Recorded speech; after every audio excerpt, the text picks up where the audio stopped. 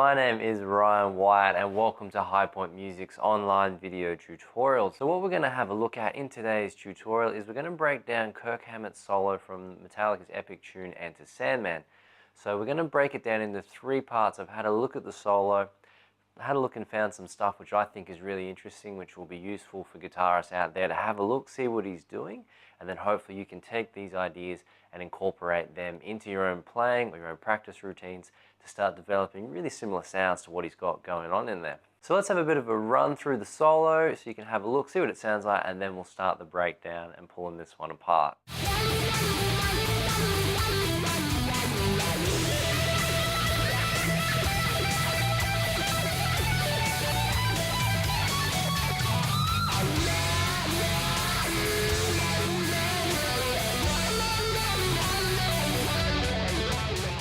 Okay, the first part that we're going to have a look at today is in relation to harmony. So what we're going to do is we're going to break down and have a look at all the harmonic devices, so all the scales he's using over the different chord progressions to show you guys how he's getting those sounds. So I've identified three different scale types that he's using in there, so let's have a look, talk about each section in the solo, and then I'll show you what he's doing. Alright, so the first one we're going to have a look at is his use of the E minor pentatonic scale in the opening phrases of his solo. So just with a clean tone, this section.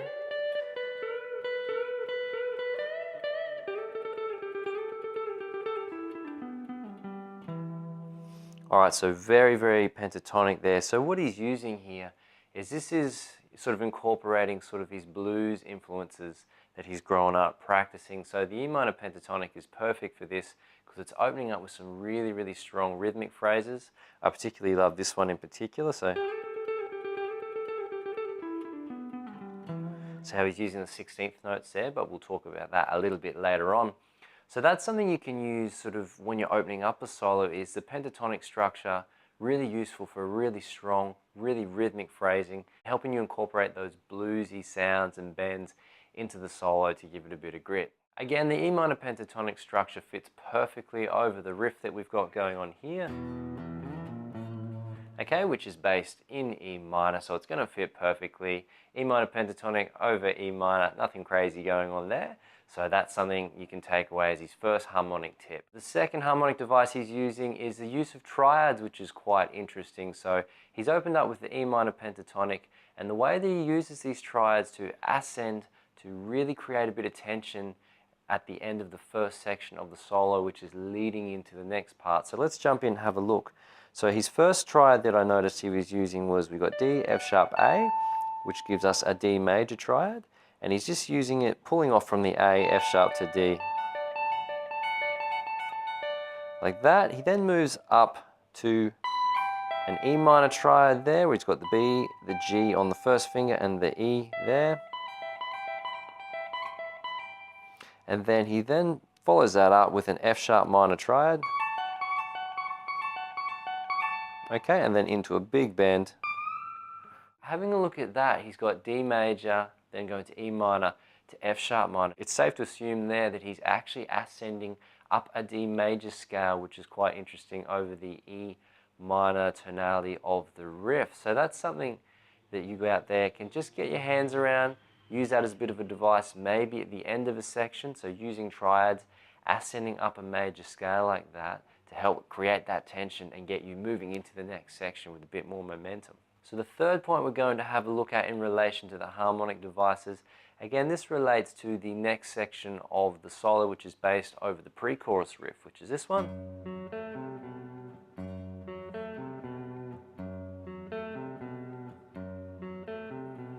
So he opens up this part of the solo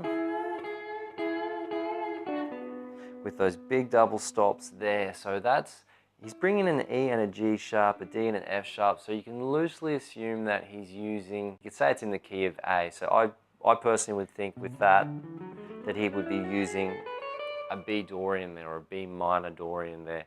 But it's interesting because he opens up with those big double stops there, which is very, very distinct Kirk Hammett, very stylistic of his playing. But then in the next section, after those big double stops, okay, getting that really bluesy sound, particularly with all the gain and the wah. The next lick Okay, then what he does there, switches it up, is after opening with the G sharp in the double stop, he then plays the G natural, which to me indicates a B Aeolian. So he switched it from a Dorian mode to an Aeolian mode, which sort of lends itself more to that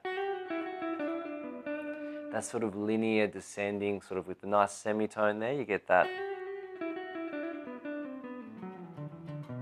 You get those nice sort of semitones, nice little flavors with your hammer-ons there. So he's opened that up with a big double stop in, we'll say B Dorian, and then he switched it to an Aeolian mode for his descent. And then on the descent, he's going all the way down, and then he throws in a flat 5 in that note, right there to indicate a bit of a blues passing tone there, just to give it a bit more flavor and mix up the harmonic soup, so to speak. So this then leads us to the chorus section, where is probably the most iconic lick of the solo. So let's have a look at the actual chords that the solo is going to be based over in this section. So we've got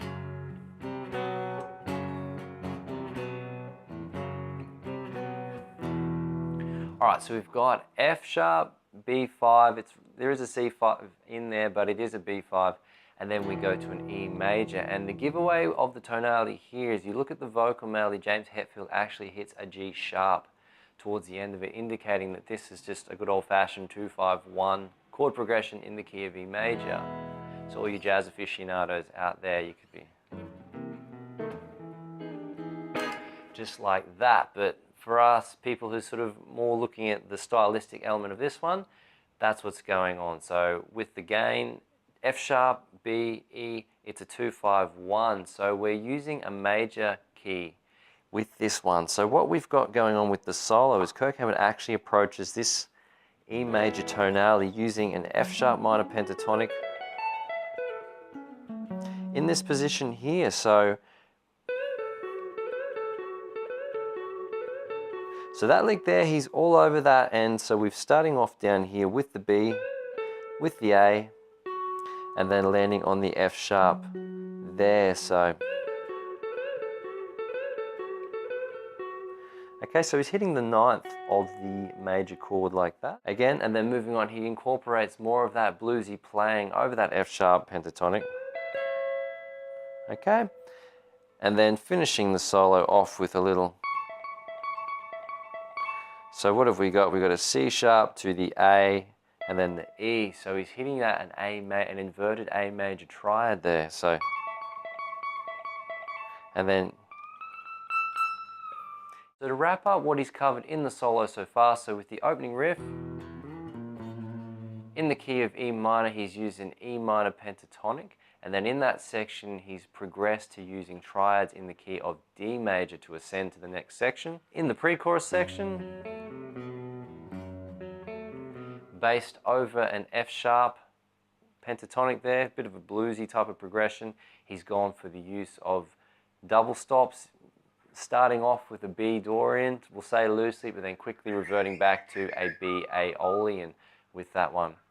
In the chorus, then to finish it off, he's gone from an F sharp to a B5 to an E major there, and he's used F sharp pentatonic to get through that one and voice his solo. So the next one we're going to talk about is the structure of the solo and how he goes about structuring all of his phrases to get from one section to the next. So what we've got going on, having a look, it's pretty safe to assume that he's broken his solo down into 3 sections to mark the 3 distinct rhythmic sections of the tune. So when I say rhythmic sections, I'm referring to the verse riff or the main riff as one. The second one I'm referring to is the pre-chorus, just like that. And then the third section I'm referring to is the E major voicing. In the chorus, in the key of E major, we've got going on there. We've also got some birds outside the offices going off at the moment, if you can't hear that. So what Kirk Hammett does really, really well is he builds from one section to the next, and each section features a real amount of contrast. So in the first section, he does this how he starts off with really nice rhythmic pentatonic phrases, and then he builds the tension by ascending and using a sharper, or no, when I say sharper, a faster subdivision with the 16th notes, and building that right up to a really big bend, and then before the tune drops down into the pre-chorus section. In the pre-chorus section, he really marks the contrast here by going with the different tonality of the riff, but changing his harmonic approach. So in the first section, he started off using pentatonics.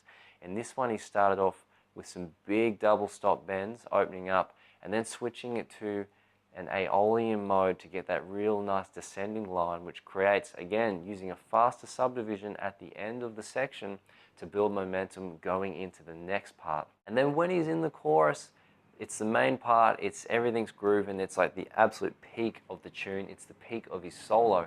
So he's just sitting back on a really strong rhythmic riff using an F-sharp pentatonic. And then with that, he's just sitting back, rocking it out, and then he drops into a triad, going up, ascending, and then a big bend before jumping out with the solo going with that nice little descending line in E minor there. So this is an approach I think could be really, really useful for guitarists out there, and how you can structure your own solo. So don't think about what licks you're going to play. Have a look at what you're actually soloing over, and then think about it in terms of sections and how you'd like to build that momentum and build the sound and the contrast from one section to the next. So the last point we're going to have a look at with this solo is we're going to have a look at the timing and the subdivisions that Kirk Hammett uses whilst playing here. So one of the things I really love about this solo is, even though he's playing faster notes or a faster subdivision like 16th notes for example, is he's not playing a lot of notes. And an example of this is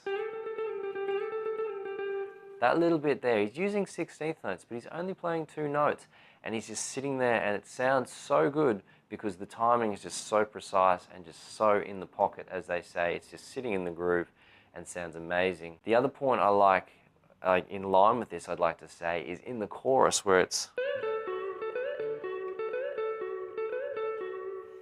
Okay, so it seems like a simple phrase, but he's just sitting back, he's rocking the wah in with that really nice rhythmic riff, and it works so well because the timing is so precise. So again, this is a really, really cool idea that you guitarists out there with your own playing and with your own soloing can actually start incorporating and practicing with your own playing and use it to great effect like this. So that's the thing, you don't need to be playing a lot of notes. Even if you're using a fast subdivision, timing makes everything sound so good, and if you really concentrate on getting that rock solid timing and really listening to the band and leaning back into the groove, so to speak, to sit in and really get those subdivisions nice and tight, you're going to be able to get the same sort of effect and the same sort of great sounds with your soloing. So there we have it. We've covered a few cool little points about Kirk Hammett's solo in Enter Sandman. It's a really, really cool piece of rock guitar, I think. So there's a lot in there, quite intricate at times. I really love the balance of what's going on there, how he's mixing up his subdivisions with his timing. He's mixing up his harmonic devices that he's using, from the pentatonic to triads, to Aeolian, to Dorian modes, to the big bluesy double stops. So there's a lot going on in a short space of time, but if you have a look and just listen in and practice up some of the ideas that we spoke about, you two out there can start crafting the same sorts of amazing solos that are featured in this one. If you've got a question that you'd like to send in to potentially be featured in future online tutorials, send it to learn@highpointmusic.com.au, and I'm more than happy to hear what you all out there have to say and what you are looking to learn. And finally, if you want to get my help one-on-one, the best way to do that is to book an online 8-week tailored program with yours truly, where I go in, assess your challenges and where you're at with your playing, and give you a tailored video program to get from where you are to where you want to be in the shortest possible time.